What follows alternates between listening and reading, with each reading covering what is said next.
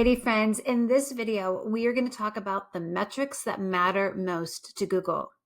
And if you haven't done so already, I totally recommend that you watch the video entitled What is Search? Because it provides a really good foundation for what we're going to talk about in this video. I've also created a quick guide. It's like a one-pager that reviews everything that we're going to talk about in this video. So if you want, go ahead and snag that as well. All right, what are the metrics that matter most to Google? Remember, Google has a giant job. It has to understand all of the searches that are happening, all of the queries that are happening. At the same time, understand the whole internet so it can match a web page for all of the queries. And Google does want to put the best answer at the top of the search results page because, they get paid by ads. So if you use Google search more and more, they're going to get paid more and more with ads. So what are these factors that determine what the best answer is? It's a great question, and that's what we're going to dive deeply into in this video. Now, there are over 200 factors that Google looks at to rank a web page, and we're not going to pay attention to all those 200 because there's quite a few metrics that Google says are more important than the other metrics. And they are metrics that are around engagement. So from Google's perspective, if somebody Googles and comes to your site and spends time on it, if they click around and they scroll through your articles, that engagement are clear signs that your website was a good answer to the search query. And they're going to want to put you higher and higher on the search results page so that you can get more traffic because it was a good answer to that query. See how that kind of works? It's very similar to like the Netflix algorithm. If Netflix sees you, watching all these rom-coms and loving everything that Jennifer Gardner does, then they're going to recommend and show you more of those types of movies and TV shows because they can see that you like it. It's kind of the same thing.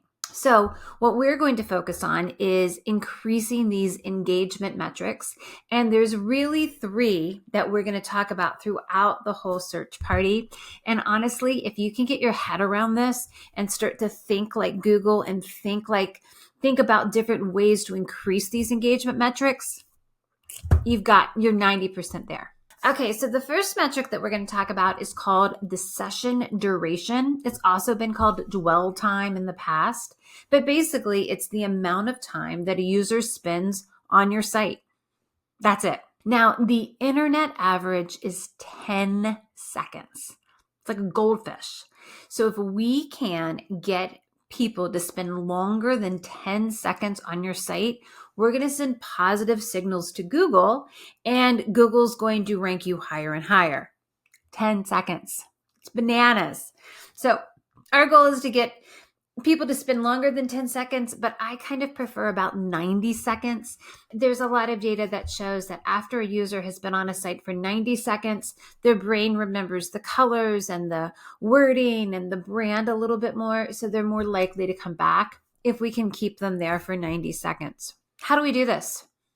Well, there's a lot of different ways we do this. First and foremost, we make our site inviting and look clean and easy to navigate, and we make it just enticing for people to hang out and spend time on it. Other things that work real well is to embed videos on your site, because even if people don't watch the whole video, if people are watching like YouTube video, for example, they're going to spend more time on your site. We also recommend that you break up long paragraphs of text into 2 or 3 sentence paragraphs. Make them short and sweet and scrollable so that people can really want to read them. If a user comes to a site and there's these long, heavy blocks of text, people don't want to read them. They look too intimidating and they'll move on. So make sure that your site is laid out in a way that makes people want to stick around.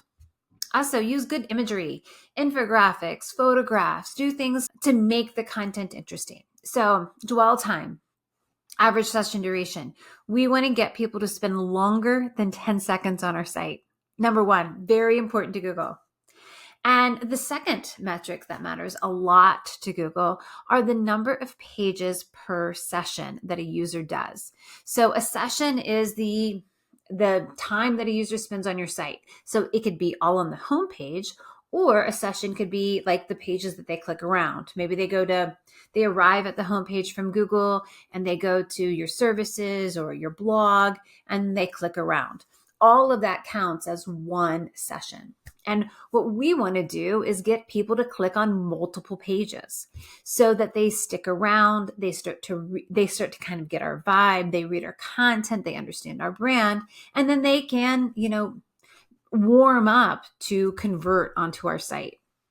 So the internet average is 1 page per session, and our goal is anything above 1. If we can get users to make 1 click to go to 1 more page, we're going to send positive signals to Google that our site is a good answer to that query. There are lots of ways that we can get people to click around on our site, and first and foremost is to have an easy to understand main navigation. Have at the top of your site clear, easy to click on, understandable buttons. Don't have 10, don't have 1. Somewhere between 5 and 7 is a pretty good average. Also, add internal links. If somebody Googles and the first page they land on is a blog or an article on your site, have internal links within it, like within the content, within the text, that clicks to other pages that are related to it. If we can get people to click on one more thing, then we're going to send good signals to Google. So pages per session. And the third one is something that's fairly new, and it's called scroll depth. Google pays a lot of attention on how people interact with your site.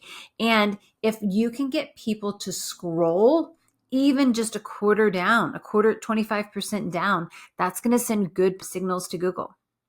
So most users spend 50 to 57% of their time above the fold without scrolling.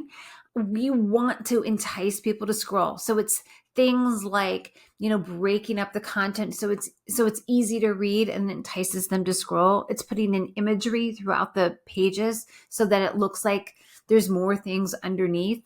Our goal is to get people to scroll down to the bottom of the page if possible. That's it, guys. So if we can get users to do any of the 3, spend longer than 10 seconds, click on another page, and scroll, any of those 3 are going to send positive signals to Google. If we hit the jackpot and can get users to do all 3 on our site, we are going to climb in keyword ranking and organic traffic, because Google's going to say that is a good answer to your question.